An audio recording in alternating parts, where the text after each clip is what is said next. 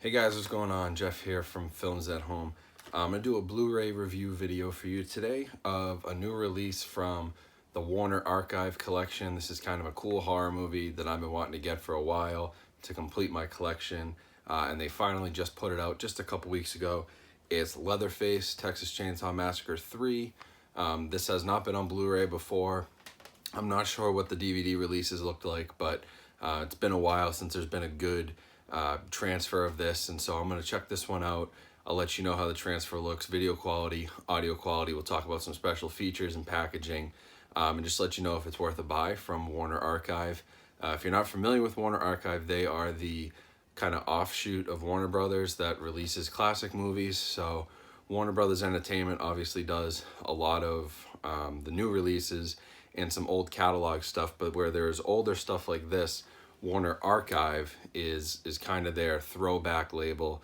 Do a lot of old classic movies, but they also redo movies like this for HD transfers to Blu-ray that haven't been touched in a long time. This movie's from 1990, so it's not super old, but it hadn't been done on Blu-ray before, and so almost like Scream Factory, Shelf Factory does, Olive Films does this. There's a few distributors that do things like this, but Warner Archive has obviously a ton of stuff in their backlog, and so they've been putting out a lot of really great Blu-ray releases of older stuff that you wouldn't necessarily see, kind of more obscure movies, and so this is really cool. We'll play the intro and we'll get started.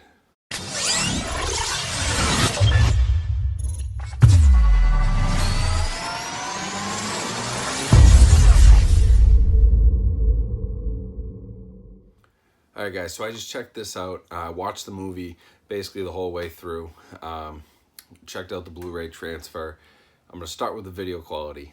I'll be honest, I didn't know what to expect. It's an old movie that hasn't had a lot of work done to it.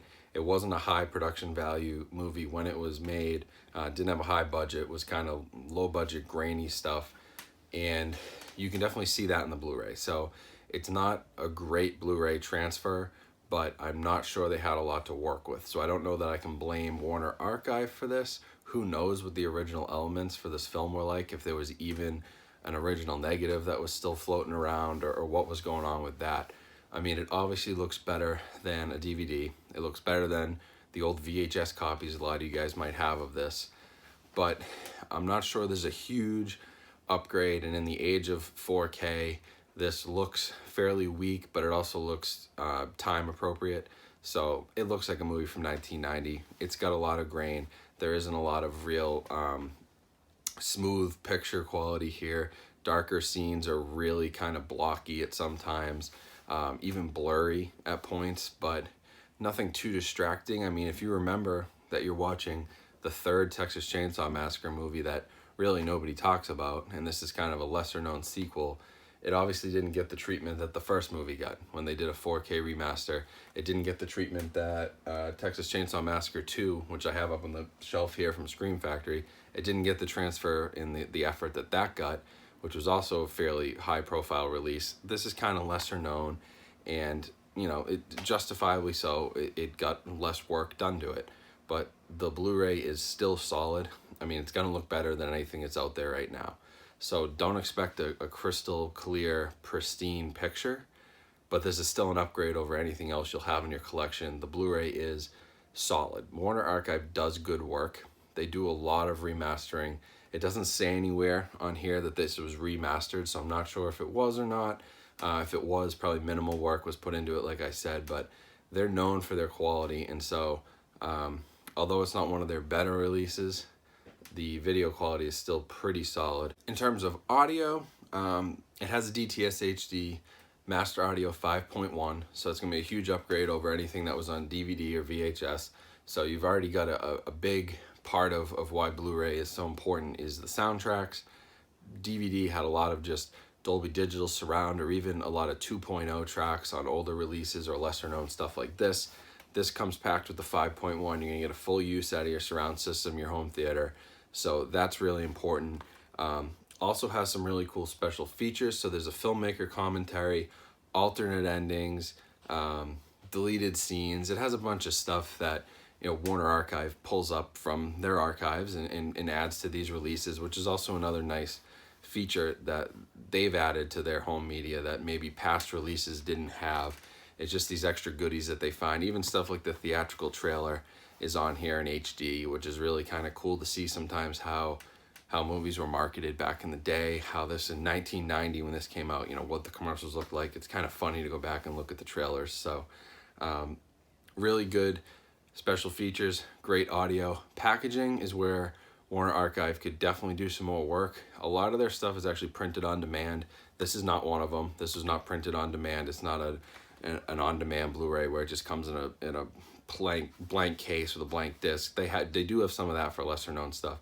This is a production level quality, but it's basically just going to be your Blu-ray case, disc art, one disc, front and back cover. I mean, nothing really to it. So it's where they lack in terms of packaging compared to places like Screen Factory or Olive Films, who even do slip covers or have like clear cases on some of their stuff, or digipacks. They have some really cool stuff that they do. Obviously, like Criterion Collection has the unique packaging and artwork. Warner Archive kind of just keeps it simple. It's got original artwork here, nothing really changed, very plain blue case, but you know, it's work that they're doing that they don't have to do. A lot of these movies aren't going to be super popular. This is going to be popular to horror movie fans, but outside of that, not a lot of mainstream people are buying this movie, so it's just kind of cool if they're even putting it out there. And so I don't mind the packaging. The bigger deal for me is that they've released these titles on the Blu-ray. You can add them to your Blu-ray collection, and that's something really cool that they do, and they've been doing for quite a while now. I have a lot of their titles in my collection, stuff that you won't find anywhere else, and they usually can be had for a pretty good price, so you can't really complain about what you're getting, and you're not paying a premium price for stuff like this. It usually runs $14 or $15 compared to $20, $22 for a real premium title. And so you get a good deal out of it, and it still has the special features, has decent picture, has decent audio. So I would definitely recommend this. I can't say that you shouldn't buy it. It completes the Texas Chainsaw Massacre collection for me. I had all the movies on Blu-ray except for this one, so now I've got them all, even the new ones. So I had to have it. Saw that they were putting this out there, and I thought it'd be interesting to a lot of people who are horror fans who follow me to check this out. And maybe it's something you didn't even know was out there. It wasn't heavily marketed. Warner Archive's a much smaller label, so you don't see it everywhere. But it's really cool that they put this out, and I definitely would recommend picking it up. One last thing I forgot to mention here, Leatherface 1000% approves of this. I actually just got this in the other day. I think it's so cool.